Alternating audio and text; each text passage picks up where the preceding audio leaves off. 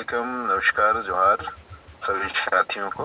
मैं देख पा रहा हूँ यहाँ पर हमारे काफी सारे पार्टिसिपेंट जुड़ चुके हैं और मैं और क्योंकि कहीं ना कहीं हमारा सेशन जो 8 बजे से सेशन स्टार्ट होना है वो 8 बज के 10 मिनट हो चुका है और मैं देख पा रहा हूँ यहाँ पर लगभग 288 लोग हमारे साथ जुड़ चुके हैं। और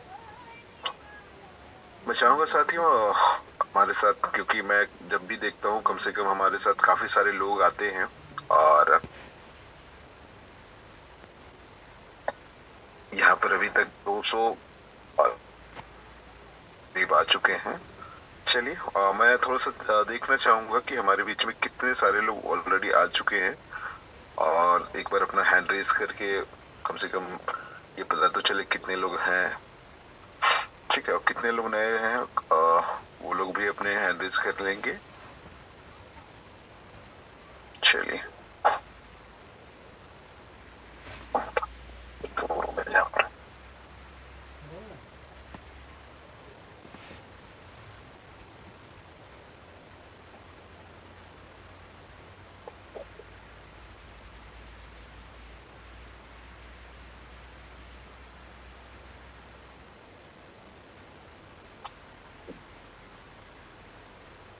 चलिए साथियों, आज का जो सेशन है इसको मैं स्टार्ट करता हूँ और चलिए फिर से जितने भी हमारे यहाँ पर नए पार्टिसिपेंट आए हैं और उन सभी को इस नए वर्ष का ढेर सारी शुभकामनाएं और जोहार।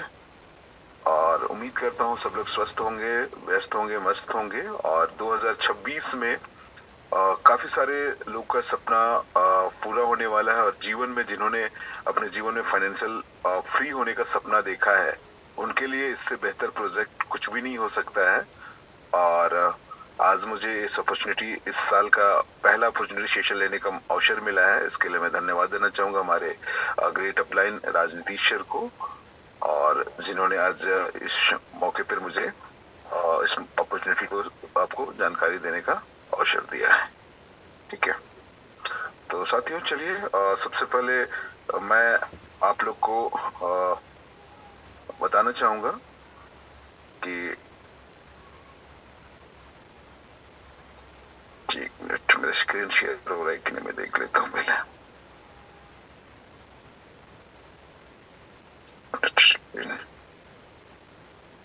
चलिए, ठीक है। और साथियों उम्मीद करता हूँ कि मेरा स्क्रीन बिल्कुल नीट एंड क्लीन आपको दिख रहा होगा और कहीं ना कहीं तो साथियों चलिए 2 मिनट के बाद हम अपनी सेशन को स्टार्ट करेंगे और 2 मिनट जितने सारे लोग यहाँ पर आ चुके हैं और जो भी अपने जितने भी हमारे साथी हैं वो सारे लोग कृपया करके अपने अपने जो भी एसोसिएट हैं उनको यहाँ पर जल्द से जल्द पार्टिसिपेट कराएं। और मतलब कुछ ना कुछ हमेशा नया चीज सीखने को मिलता है और मैं हमेशा कहता हूँ कि अगर सीखना बंद तो जीतना बंद। ठीक है, तो हमेशा सीखते रहिए, सिखाते रहिए और कहीं ना कहीं इसलिए मैं हमेशा कहता हूँ अगर कभी भी अगर आपको लगे कि मैं ओरिजिन में अगर पॉजिटिव नहीं हूँ तो मैं हमेशा कहता हूँ कि आप मीटिंग अटेंड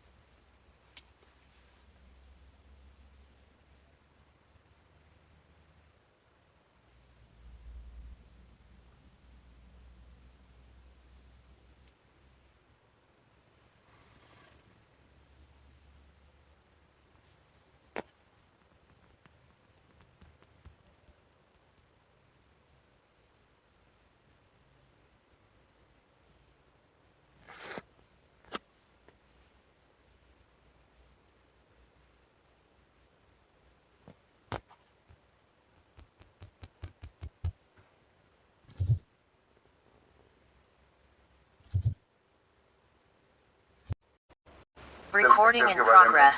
एक अवेयरनेस प्रोग्राम के तहत तो मैं सबसे पहले आपको बताना चाहूंगा कि जो भी लोग यहाँ पर इस प्रोजेक्ट को समझ रहे हैं या जानकारी ले रहे हैं, तो ये सिर्फ एक अवेयरनेस प्रोग्राम के तहत आपको जानकारी दिया जा रहा है। यहाँ पर किसी भी तरह का आपको एडवाइस नहीं दिया जा रहा है। तो अगर आपको किसी भी तरह का इसमें पूरी तरह से आपको संतुष्ट होना है, इसके बाद ही अपने जो भी आपके जो एडवाइजर हैं उनके साथ सलाह लेके इस प्रोजेक्ट को आप स्टार्ट कर सकते हैं। तो साथियों, आज हम लोग डिस्कस करने वाले हैं एक फाइनेंशियल सेक्टर का, ठीक है, और कहीं ना कहीं एक इन्वेस्टमेंट का सेक्टर पे, ठीक है। तो इन्वेस्टमेंट के देख में मैं आज भी बड़ा क्लियर समझाता हूँ लोगों को कि हमारा देश का जो शिक्षा है वो कहीं ना कहीं 60 से 70% ही है आज की डेट में, और फाइनेंशियल लिटरेसी देखा जाए तो ना के बराबर है, मतलब 1 से 2%, ठीक है। आज भी इन्वेस्टमेंट में देखा जाए तो मैं हमेशा कहता हूँ कि हमारा बैंकिंग में चाहे पोस्ट ऑफिस में ही लोग विश्वास करते हैं, और नॉन बैंकिंग की बात करूं तो जब से सहारा का विश्वास टूटा तब से अब लोग का आज भी भारत में 56% लोग के आसपास देखा जाए तो लगभग हमारे लोग एफडी, आरडी, MIS, SIP यही करते हैं, चाहे APY करते हैं। क्या रिटर्न है? 6%, 7% या 8%, इससे ज्यादा रिटर्न नहीं है, ठीक है। अगर इससे थोड़ा सा लोग अवेयर हुए तो लोग ने लाइफ इंश्योरेंस को चुना, जीवन बीमा को, जो मेरा सेक्टर रहा। मैं लगभग 15 साल यहाँ समय दिया हूँ, ठीक है, मैंने जॉब करी है। तो यहाँ पर ट्रेडिशनल प्लान में जो देखा जाए 4 से 8% का रिटर्न रहता है, और यूलिप प्लान पे मैक्सिमम 10 से 12% का रिटर्न हम लोग बताते रहे, ठीक है। आज भारत में लगभग 18 लोग यहाँ पर इस क्षेत्र में इन्वेस्ट करते हैं, बट इससे थोड़ा सा अवेयर हुए लोगों ने म्यूचुअल फंड में इन्वेस्ट करना शुरू किया, और 10%, 20%, 30%, इवन 50% और 100% भी लोगों ने प्रॉफिट बनाया, ठीक है।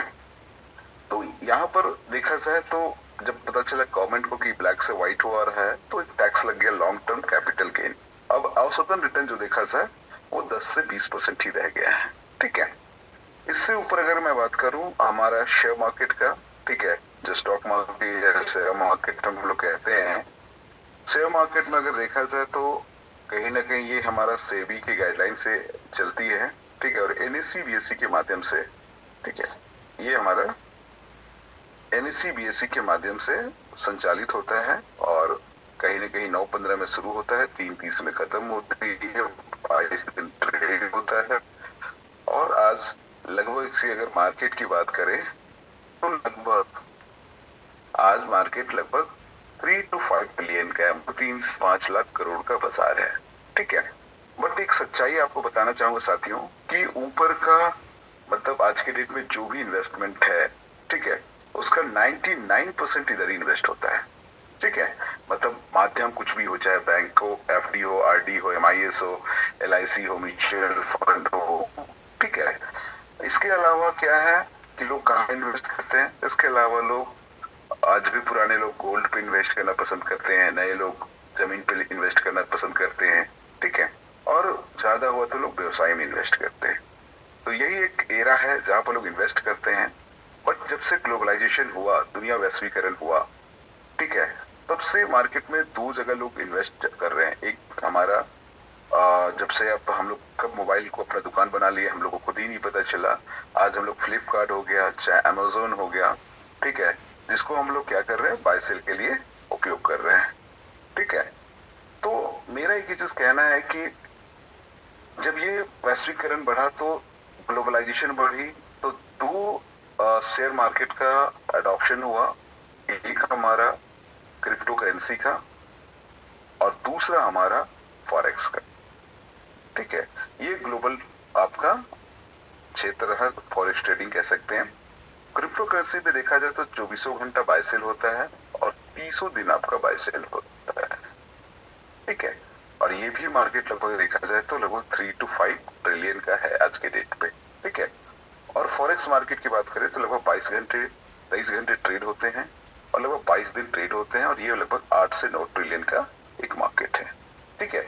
तो साथियों, मैंने सबसे पहले आप लोगों को क्लियर करना चाहा कि ये हमारा पूरी तरह से एक फाइनेंशियल एरा है जहां पर हम लोग इन्वेस्ट करके अपने धन को इन्वेस्ट करके हम लोग आगे बढ़ते हैं। लेकिन साथियों, आज मैं बताना चाहूंगा कि जो शेयर मार्केट है, चाहे क्रिप्टो मार्केट है, चाहे फॉरेक्स मार्केट है, मैं इस मार्केट को एक ट्रेडिंग मार्केट समझाता हूँ। ठीक है, ट्रेडिंग का मतलब होता है जहां पर खरीद और बिक्री हो। ठीक है, तो यहाँ पर ये हाई वोलेटाइल मार्केट होता है जहां पर लोग खरीद और बिक्री करते हैं। मैं इनको बहुत ही सिंपल और साधारण शब्दों में लोगों को समझाता हूँ कि भाई हम लोग सारे लोग कहीं ना कहीं क्रय विक्रय करते हैं। तो यहाँ पर उदाहरण के लिए मैं समझाता हूँ कि अगर 10 केजी आप लहसुन खरीदते हैं 10 रुपए के भाव पे, तो आपके 100 रुपए पूंजी लगते हैं। अगर ये 10 केजी की लहसुन है आप 400 रुपये में बेचते हैं, चाहे वो 2 महीने के बाद, चाहे 4 महीने के बाद, चाहे 8 महीने, चाहे साल भर, चाहे 2 साल के बाद, तो जब भी बेचेंगे 4000 का मुनाफा होगा, यानी 400% का प्रॉफिट होगा। तो ये यही हमारा मार्केट होता है। लेकिन एक संभावना और आती है, अगर ये 10 केजी लहसुन खराब होने लगे तो पहले बेचते हैं 5 रुपए में बेचते हैं। ठीक है, और ये 50 रुपीज में बिकता है, तब जाके 50% का हमें लॉस होता है। तो हमेशा याद रखिएगा, जहां पर शेयर बाजार होती है, जहां ट्रेडिंग प्लेटफॉर्म होता है, वहां नफा नुकसान दोनों होता है। लेकिन नफा नुकसान तभी होता है जब आप सेल करते हैं। ठीक है, तो ये चीज है। तो साथियों, यहाँ पर आज हम लोग डिस्कस करने वाले हैं, ठीक है, एक एरा का जिसका नाम है क्रिप्टो करेंसी। और क्रिप्टो करेंसी से रिलेट ही हमारा प्रोजेक्ट है। बट बड़े सारे लोगों को ये भी नहीं पता होता है। मैं आज भी कहता हूँ कि आज मैं 100 लोग से मिलता हूँ, पता चला एक पोर्टफोलियो 1000 लोग से मिलता हूँ, तब पता चलता है कि हमारे पास आज कहीं ना कहीं एक व्यक्ति का अच्छे से नॉलेज, क्योंकि आज भी पूरे इंडिया में देखा जाए तो मुश्किल से 2 से 2.5 करोड़ के आसपास ही हमारा डीमेट अकाउंट है। ठीक है, तो इसी वजह से मैं कहता हूं कि हमारा फाइनेंशियल लिटरेसी ना के बराबर है। और इसीलिए मैं थोड़ा अवेयर भी करता हूं, लोगों को जागरूक भी करता हूं कि अगर आपको अच्छा पैसा कमाना है, ठीक है, तो आपको थोड़ा रिस्क तो लेना पड़ता है। मैं हमेशा एफडीआरडी को डेट फंड मानता हूं। एलआईसी का अलग एरा है, म्यूचुअल फंड में कुछ अच्छा प्रॉफिट बन जाता है। But share market, crypto market, forex market, अगर जीवन में अनिश्चित बदलाव चाहिए तो इन तीनों को हम लोग को अपनाना जरूरी है। और उसी में दोस्तों मैं आप लोग को बचाने वाला हूँ क्रिप्टो करेंसी के क्षेत्र को। और क्रिप्टो करेंसी की अगर मैं बात करूं तो क्रिप्टो करेंसी एक जापान का शब्द है जिसका नाम है क्रिप्टो। ठीक है, और क्रिप्टो का मतलब होता है छुपा हुआ, अदृश्य या आभासी। ठीक है, या वर्चुअल कह सकते हैं। और करेंसी का मतलब होता है मुद्रा। ठीक है, लेकिन मैं इसको अपने भाषा में लोग कहता हूँ कि क्रिप्टो करेंसी है क्या, तो मैं इसको हमेशा कहता हूँ ये फ्यूचर ऑफ फाइनेंस है। ठीक है, मतलब भविष्य में लेन देन का माध्यम यही है। मतलब मैं इसको क्लियर लोगों को समझाता हूँ कि भविष्य में लेन देन का जो माध्यम है आपका यही है। ठीक है, अगर रही बात, अगर मैं आपको बताऊं यहाँ पर कैसे फ्यूचर है, तो मैं हमेशा कहता हूँ बाजार में हमेशा लेन देन के माध्यम चेंज हुए हैं। जैसे स्टार्टिंग में हम लोग बार्टर सिस्टम, वस्तु विनिमय प्रणाली को देखते हैं। और वस्तु विनिमय प्रणाली में क्या था कि वस्तु विनिमय प्रणाली में हम लोग एक वस्तु को देते थे और दूसरे वस्तु को लेते थे। ठीक है, जैसे हम लोग सारे लोग ने धान के बदले में वही जरूर खाया होगा। ठीक है, इसके बाद हमने गोल्ड का लेन देन उपयोग किया, देन हमने मेटल का उपयोग किया, देन हमने एग्रीमेंट बॉन्ड का उपयोग किया जो आज भी हो रहा है। इसके बाद हमने बैंकिंग सेक्टर को अपनाया जहां पर पेपर करेंसी से लेन देन किया। देन पेपर करेंसी से हमने आपका कहीं ना कहीं चेकबुक का इस्तेमाल किया। देन चेकबुक के बाद हमने इलेक्ट्रॉनिक पेमेंट सिस्टम का उपयोग किया, देन क्यूआर का सिस्टम किया। इसके बाद भी जो मार्केट आएगा उसी मार्केट का नाम आप कह सकते हैं क्रिप्टो करेंसी है, क्योंकि आने वाला फ्यूचर है आपका डिजिटल रुपीज का। तो हम लोग डिजिटल रुपीज के माध्यम से लेन देन करेंगे। ठीक है, तो मेरा एक चीज कहना है कि आने वाला फ्यूचर ऑलरेडी आ चुका है। मैं देखता हूं कि 15 अगस्त से आज के डेट में सारे बैंक धीरे धीरे अपना सीबीडीसी ऑलरेडी बना रहे हैं। ठीक है, तो ये क्रिप्टो एक्चुअल में बनता कहाँ है, तो मैं बताना चाहूंगा ये क्रिप्टो अगर बात करूं तो ये ब्लॉकचेन रिकॉर्ड करता है। ठीक है, तो ये ब्लॉकचेन होता क्या है? ब्लॉकचेन एक तरह का डिजिटल खाता बही होता है। ठीक है, तो ये डिजिटल खाता बही कैसे होता है? जैसे मैं इन्हीं को पैसा देता हूँ, ये किनके पास चला जाता है, ये हमेशा डेटा पे रिकॉर्ड होता चला जाता है।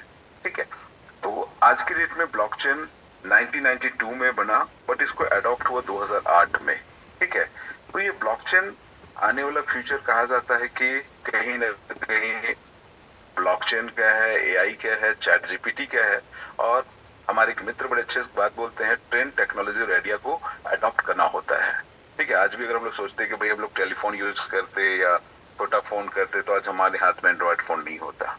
ठीक है, तो जमाना बदला है, जमाने के हिसाब से अपने को चलना होता है। तो डिजिटल खाता बही और इसका उपयोग ऑलरेडी जितनी भी बैंकिंग सेक्टर है ऑलरेडी अडॉप्ट करना शुरू कर चुकी है। आज के डेट में देखा जाए तो ऑलरेडी एसबीआई की बात करूं, चाहे एचडीएफसी की बात करूं, चाहे आईसीआईसी की बात करूं, चाहे एक्सिस की बात करूं, सारे बैंक अपना अपना सीबीडीसी बना चुके हैं। सारे बैंक अपना डिजिटल बना चुके हैं, डिजिटल रुपीस बना चुके हैं। ठीक है, तो ये चीज है। और ऐसा नहीं है इसकी उपयोग सिर्फ कहीं ना कहीं देखा जाए तो बैंक कर रही है, इसका उपयोग आज के डेट में कहीं ना कहीं हमारा इंडियन कांग्रेस की कैसे आज हमारा आंध्र प्रदेश पहला स्टेट है जिनका जितनी भी लैंड है उसको ब्लॉकचेन पे रिकॉर्ड कर लिया गया है। आज हम लोग देखते हैं कि किसी का अगर हमारा खाता नंबर या प्लॉट नंबर पता है तो हम उसके मालिकाना हक को देख पाते हैं। okay? तो यही है ब्लॉकचेन जो आने वाला फ्यूचर है। और आज मतलब जितनी भी डेटा सारा यही रिकॉर्ड होता चला जा रहा है। ठीक है, लेकिन ये ब्लॉकचेन सोचिए 1992 में बना, बट अडॉप्ट कब हुआ? 2008 में। 2008 में ऐसा क्या हुआ, ठीक है, जिसकी वजह से अडॉप्ट हुआ? तो आपको बताना चाहूंगा साथियों कि 2008 में आर्थिक मंदी आई थी और कहा जाता है अमेरिका जैसे विकसित देश का सबसे बड़ा जो बैंक है, ठीक है, जिसे हम लेवेंस ब्रदर बैंक बोलते हैं, और उस समय बच्चों की खिलौना तक को गिरवी रख के मतलब पैसा सुला गया था लोगों से। ठीक है, तो एक व्यक्ति थे, आज तक किसी ने देखा नहीं, या समुदाय या कुछ पता नहीं है, जिसका नाम शातोशी नाकामोतो है, जिन्होंने पहला क्रिप्टो का नाम इजाद किया जिसका नाम है बीटीसी। और यहीं से साथियों क्रिप्टो की दुनिया की शुरुआत होती है। और ये क्रिप्टो 2008 में बना और इसका पूरा नाम है साथियों बिटकॉइन। ठीक है, और यहीं से क्रिप्टो की दुनिया शुरुआत होती है। और बिटकॉइन की अगर मैं बात करूं तो 2008 में आई और 2009 में पहली बार गेमिंग का क्षेत्र में गेमिंग पॉइंट के रूप में, रिवार्ड के रूप में लोगों को मिलने लगा। और 2010 में पहली बार इसका उपयोग मुद्रा के रूप में किया गया। कहा जाता है 2 पिज्जा के बदले 10,000 बीटीसी पे किया गया था। ठीक है, और कहा जाता जब सारे देशों ने आकलन करा कि एक बीटीसी का क्या प्राइस पड़ा, तो इंडिया के हिसाब से कहा जाता है 10 पैसे पड़े थे और डॉलर के हिसाब से लगभग 6 सेंट। ठीक है, तो यहीं से बट इसकी महत्व जो है, जिसकी वैल्यू है, वो समझ में आई थी 2021 में, जब कहा जाता है एक बीटीसी का जो प्राइस था वो लगभग कितना चला गया था, लगभग $67,000, यानी लगभग 63 लाख रुपए। यानी गलती से भी अगर कोई व्यक्ति 100 रुपए इन्वेस्ट किया होता तो उसकी जो वैल्यू होती वो लगभग 6300 करोड़। ठीक है, बट इसकी महत्व 2024-25 में और समझ में आया जब इसकी प्राइस एक बीटीसी की जो प्राइस था वो ऑल टाइम हाई $1,26,000 के ऊपर चली गई, यानी कि लगभग 1,10,00,000। ठीक है, यानी कि गलती से किसी ने 100 रुपए इन्वेस्टमेंट किया होता तो उसकी जो वैल्यू होता वो लगभग 10,000 करोड़ के ऊपर। ठीक है, बट बड़े सारे लोग सोचते हैं कि मैंने 2010 में हमने क्यों नहीं खरीदा। तो एक सिंपल सा लोग का जवाब आता है, जानकारी का अभाव रहा, हमने तो सुना भी नहीं था। ठीक है, या दूसरा एक आज मैं कहता हूं 2025 में या 26 पहुंच चुकी है, आज हम लोग क्यों नहीं ले पाते हैं? क्योंकि हमारे पास पूंजी का अभाव है। ठीक है, मैं आज भी कहता हूं लोगों को बड़े प्यार से कि भाई मतलब आप 2010 में जानकारी की वजह से नहीं ले पाए, अभी 2020 में अपने पूंजी के अभाव पे नहीं ले पाए। ठीक है, बट अगर मैं बात करूं क्रिप्टो की, ठीक है, आप बात करूं मैं बीटीसी की, तो ये आने वाले समय में भी कहा जाता है कि 100 करोड़ की वैल्यू होने वाला है। कैसे? क्योंकि ये पूरी तरह से डिमांड एंड सप्लाई को फॉलो करता है। कैसे फॉलो करता है? जैसे आज अगर मैं बात करूं होल्डर्स की, तो आज की अगर मैं बात करूं, आज अगर मैं बात करूं सबसे पहले, तो आज भी जो बीटीसी जो है उसका टोटल सप्लाई जो है 2 करोड़ 10 लाख है, और 2140 ईस्वी 2140 तक ये सप्लाई आना है। और आज भी इसके जो होल्डर्स को मैं देख पाता हूँ लगभग 60 से 70 लाख ही है। ठीक है, सोचिए कि जिस दिन आज पूरी विश्व की जो आबादी है वो लगभग 8.5 अरब है। ठीक है, अगर जिस दिन लोग 1% लोग बीटीसी को बाय कर ले, उस दिन सोचिए कि 8.5 करोड़ लोग बाय करेंगे। ठीक है, यानी कि सोच लीजिए अगर 8.5 करोड़ बाय करेंगे तो क्या लगता है एक बीटीसी का प्राइस क्या 100 करोड़ नहीं होगा? बिल्कुल होगा। ठीक है, तो इसी की वजह से इसकी वैल्यू पूरी तरह से डिमांड एंड सप्लाई पे डिपेंड है।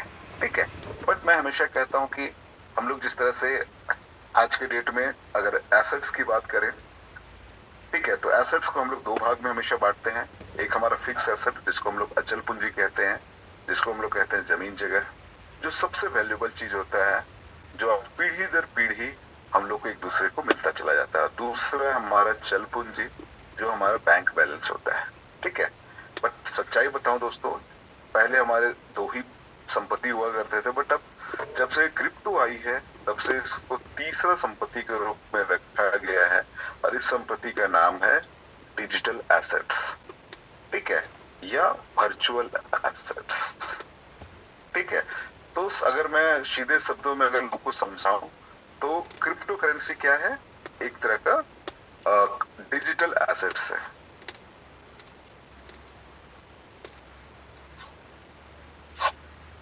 ठीक है, क्या है हमारा?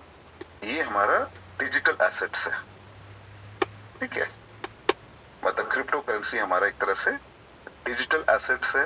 ठीक है, अब रही बात, मैं हमेशा लोगों को कहता हूं कि ये डिजिटल एसेट्स क्या हमारा नीड है या हम इसको प्रॉफिट के लिए बाय करते हैं? ठीक है, तो मैं हमेशा कहता हूं कि जिस तरह से सोना का उपयोग ना हम लोग खाने में करते हैं ना पीने में करते, फिर भी सबसे ज्यादा बहुमूल्य है। क्यों? क्योंकि कहा जाता है कि ये दूसरे ग्रह से आया है। 1000 डिग्री सेल्सियस पे भी इसको अगर गलाया जाए तो नहीं गलता, अपनी वजूद नहीं होता है। सेम उसी तरीके से ये डिजिटल, जिस तरह से गोल्ड का हम लोग, ठीक है, उसी तरह से ये डिजिटल एसेट्स हमारा नीड नहीं है, इसको हम लोग प्रॉफिट के लिए बाय करते हैं। ठीक है, तो डिजिटल एसेट कैसे बाय करते हैं हम लोग? प्रॉफिट के लिए। ठीक है, तो ये प्रॉफिट के लिए हम लोग बाय करते हैं। तो मेरा एक चीज कहना है कि भाई हम लोग यहाँ पर जब प्रॉफिट के लिए हम लोग बाय करते हैं तो हमें क्या कितना इन्वेस्ट करना चाहिए? तो मैं हमेशा कहता हूं कि चाहे शेयर मार्केट हो, चाहे क्रिप्टो मार्केट हो, चाहे फॉरेक्स मार्केट हो, यहाँ पर आपको उसी धन को इन्वेस्ट करना चाहिए जिस धन को आप 6 महीना या साल भर छोड़ने में सक्षम हो। क्योंकि जब मार्केट गिरता है तो सिर्फ हमें सब्र करना पड़ता है। ठीक है, ये मैं इसलिए कहता हूं क्योंकि हमने आपको कई बातें बताया कि 2021 के बाद ये मार्केट $63,000 के बाद 6 महीने के बाद यानी 63 लाख के बाद ये मार्केट कितना गिरा था? लगभग $15,000, यानी कि लगभग 13 लाख। सोचिए कि 63 लाख का चीज कितना बिक गया था? 13 लाख। आप समझ सकते हैं कि 50-60% मार्केट डेंट हुआ था, जिस तरह से हम अभी देख पाते हैं अपनी प्रोजेक्ट का। ठीक है, तो यहाँ पर 6 महीना में ये चीज हुआ, बट जिनके भी 63 लाख का चीज था वो 13 लाख हुआ, तो नुकसान कब होगा? जब वो बेच के निकलेगा। लेकिन जिन्होंने भी 6 महीना, साल भर, 1.5 साल सब्र किया, उनको 7 गुना भी प्रॉफिट हुआ, 6 गुना भी हुआ, 5 गुना भी हुआ, 4 गुना भी हुआ, 3 गुना भी हुआ, और 2 गुना तो सारे को हुआ। ठीक है, तो यहाँ पर सबसे इंपॉर्टेंट मैं कहता हूँ कि धैर्य रखना पड़ता है। ठीक है, तो इसीलिए साथियों यहाँ पर उसी धन को इन्वेस्ट करें जिस धन को आपको लगता है कि मैं 6 महीना कम से कम छोड़ सकता हूं, क्योंकि जब मार्केट गिरता है तो सिर्फ हमें धैर्य रखना पड़ता है। ठीक है, तो यही चीज है। बट साथियों मैं आपको बताना चाहूंगा कि हमने क्रिप्टो को हमने 2 समझ चुका है, एक तो हमारा फाइनेंशियल सेक्टर, दूसरा हमारा क्रिप्टो। बट आज भी अगर क्रिप्टो की बात करूं तो हमारे मार्केट में 3 तरह के क्रिप्टो हैं। एक का मैं नाम दिया हूं हनी पोर्ट, ठीक है, जो आज भी देखा जाए क्रिप्टो में 80 to 90% स्कैम हो रहे हैं, ठीक है। मतलब सोचिए कि आज पर डे 8 से 10 कंपनी बनते हैं और 8 से 10 कंपनी बंद होते हैं, ठीक है। जो अधिक से अधिक प्रलोभन देते हैं लोगों को, जो फिक्स रिटर्न की बात करते हैं, ठीक है, जो समय के बाद निश्चित की बात करते हैं, ऐसे प्रोजेक्ट में कभी इन्वेस्ट ना करें साथियों, ठीक है। ये 100%, क्योंकि ऐसी कंपनी आज मार्केट में लगभग 8 से 10 लाख कंपनियां हैं, ठीक है। जिस तरह से आज हर चीज का डुप्लीकेशन हो चुका है, उसी तरह से यहाँ पर भी डुप्लीकेशन होता है। तो हमें खुद परखना होता है कि प्रोजेक्ट कौन सी अच्छी होती है। दूसरा प्रोजेक्ट होता है साथियों सेंट्रलाइज फाइनेंस, जिसमें कोई ना कोई स्वामी होते हैं। ये स्वामी सेंट्रलाइज प्रोजेक्ट में क्या होता है, कोई मालिक होता है। मालिक क्या करता है कि 100 करोड़ का टोकन बना के अपने पास 70% अपने पास रखते हैं, ठीक है। यानी किसी को बेचना हो तो खुद सेल करेंगे, किसी से खरीदना, किसी को बेचना पड़े तो वो खुद बाय कर, ठीक है। तो यहाँ पर क्या होता है कि आज के डेट में पंप एंड डंप यही करते हैं, और लगभग आज के डेट में कुछ होते हैं, बट 80 to 90% ऐसे यहाँ भी जो कंपनी होते हैं वो डंप करके चले जाते हैं। बट हम जिस इंडस्ट्री में हैं, जिस इंडस्ट्री की बात कर रहे हैं क्रिप्टो की, उसका रियल प्रोजेक्ट क्या है, तो वो रियल प्रोजेक्ट होता है साथियों डिसेंट्रलाइज फाइनेंस, ठीक है। क्योंकि डिसेंट्रलाइज फाइनेंस का ये है कि भाई हम लोग ये सोचते हैं कि हमारा जो धन है, ठीक है, उसका सर्वे सर्वा मालिक आप होते हैं। मतलब जो सेंट्रलाइज प्रोजेक्ट होता है वो हमारा कम्युनिटी बेस्ड प्रोजेक्ट होता है, और कम्युनिटी बेस्ड प्रोजेक्ट का मतलब होता है कि आप जो है मतलब 100% आप अपने संपत्ति के मालिक होता है। जस्ट लाइक जैसे मैं एग्जांपल देता हूँ टाटा कंपनी की, ठीक है। आज हमारे बीच में रतन टाटा नहीं रहे, लेकिन टाटा के 49% जो शेयर है वो आम लोगों के पास है, और 51% जो शेयर है किसी न किसी रिलेटिव के या किन्हीं के पास होगा, ठीक है। तो ये आज के डेट में यहाँ पर ये पब्लिक का प्रोजेक्ट हो गया। उसी तरह से यहाँ जो D5 प्रोजेक्ट होता है वो 100% रियल क्रिप्टो प्रोजेक्ट होता है, और जिसमें सबसे पहला नाम आता है BTC, दूसरा नाम आता है इथेरियम, तीसरा नाम ट्रोन, चौथा नाम सोलाना, गाला। बड़े सारे लगभग आज मार्केट में देखा जाए तो 18,000 से 20,000 के आसपास जेन्युइन प्रोजेक्ट हैं। बट साथियों हम लोग को लगता है कि हमने अपने जीवन में मतलब BTC को नहीं खरीदा, एथेरियम नहीं खरीदा, ट्रोन को नहीं खरीदा, तो आपको किसी तरह का रिग्रेट नहीं करना चाहिए। क्यों नहीं करना चाहिए? क्योंकि दोस्तों आपके जीवन में एक ऐसा अपॉर्चुनिटी आने वाला है जो कि हो सकता है हमारे जीवन 360 डिग्री बदली है, तो आपकी जीवन भी 360 बदलने जा रही है, और उस D5 प्रोजेक्ट का नाम है साथियों ओरिजिन, ठीक है। और साथियों आज मैं एक बहुत ही बेहतरीन ओरिजिन प्रोजेक्ट के बारे में आप लोगों को बताने जा रहा हूं। लोग कहते हैं साथियों कि मार्केट में वही टिकता है जो कुछ नया लाता है। तो साथियों मैं आपको बताना चाहूंगा जिस तरह से BTC ने फाइनेंस की दुनिया को चेंज करा, इथेरियम एक कॉन्ट्रैक्ट को दुनिया की चेंज करा, उसी तरह से हमें लगता है कि आने वाले समय में BTC इथेरियम के बाद तीसरे नंबर पे जीनियस आएगा, क्योंकि ये पूरी बैंकिंग सिस्टम को चेंज करने जा रही है पूरे विश्व में। तो साथियों आप लोग तैयार हो जाइए, अपनी सीट की पेटी बांध लीजिए, क्योंकि मैं आपको जो बताने जा रहा हूं जहां से आपकी अपनी जीवन बदलने वाली है।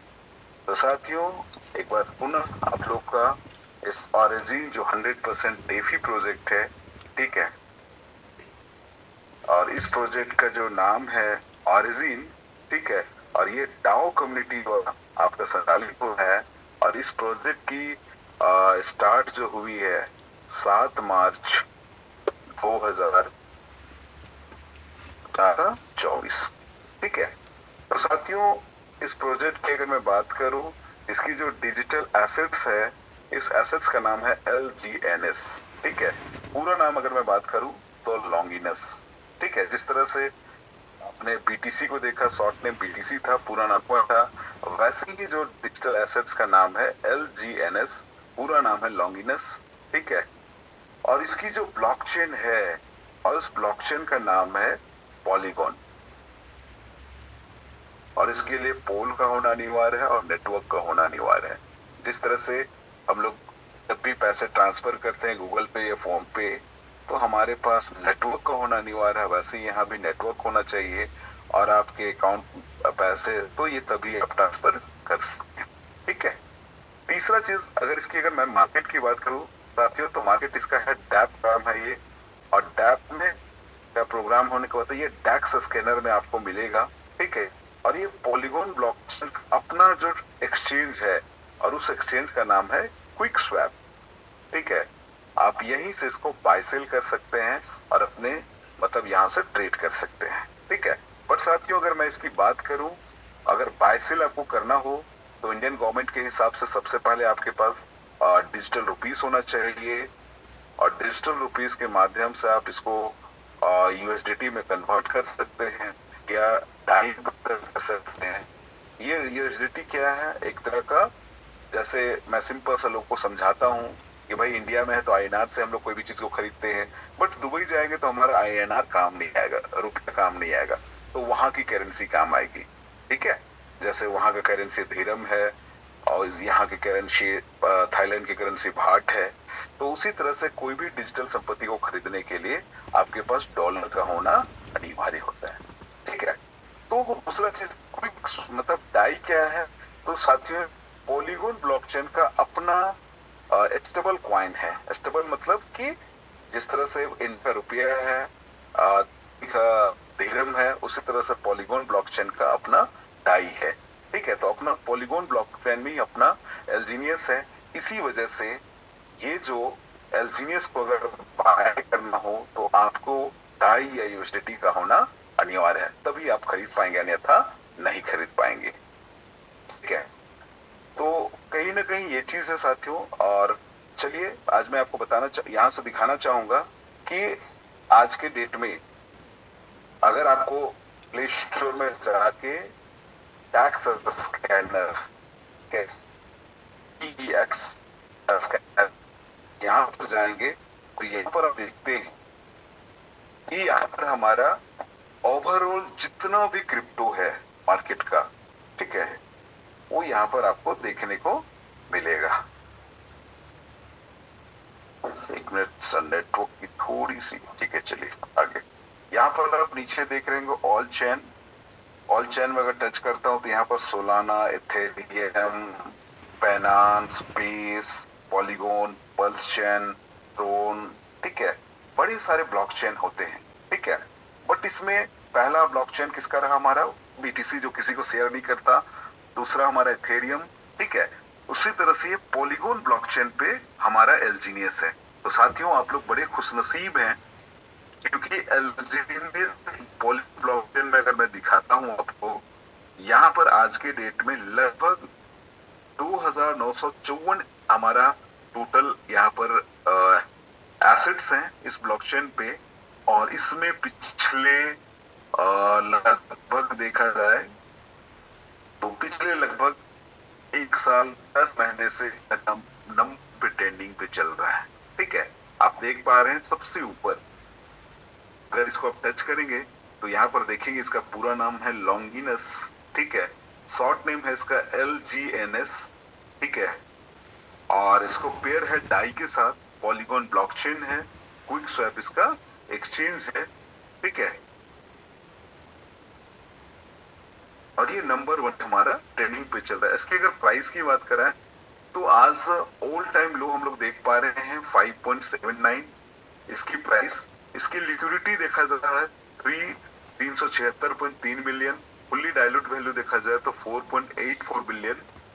और अगर इसकी मार्केट कैप की अगर मैं बात करूं तो लगभग 963.2। ठीक है।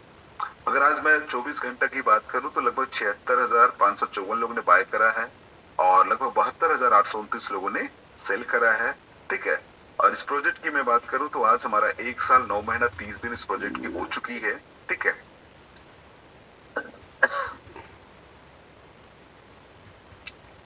बाकी यहाँ पर टैक्सनेस में हम देख सकते हैं कि एक एक मिनट का पैसे आपको देखने को मिलेगा। साथियों, जब मैं इस प्रोजेक्ट को स्टार्ट किया था तो लगभग 17,000 की कम्युनिटी थी और लगभग 10 से 15 दिवसों में बाइशेल हो रहा था। बट आज की डेट में देखता हूँ लगभग 1 साल 7 महीना हो चुके हैं इस प्रोजेक्ट में, तो लगभग 18,12,961 लोग की कम्युनिटी ऑलरेडी बन चुकी है। ठीक है, तो ये चीज है साथियों। और मैं आपको दिखाना चाह रहा हूँ थोड़ा सा नेटवर्क का, इसकी वजह से स्लो चल रहा है, बट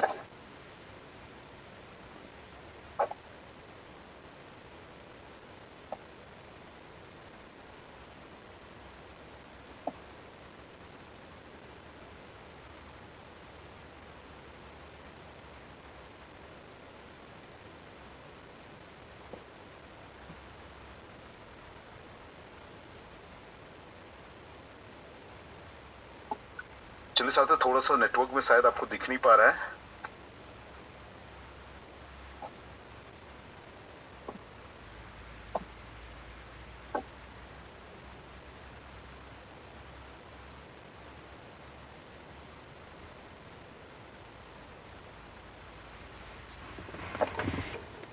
नेटवर्क का वजह से ये वीडियो अधूरा हुआ है, इसलिए मैं माफ़ी चाहता हूँ आप लोग से।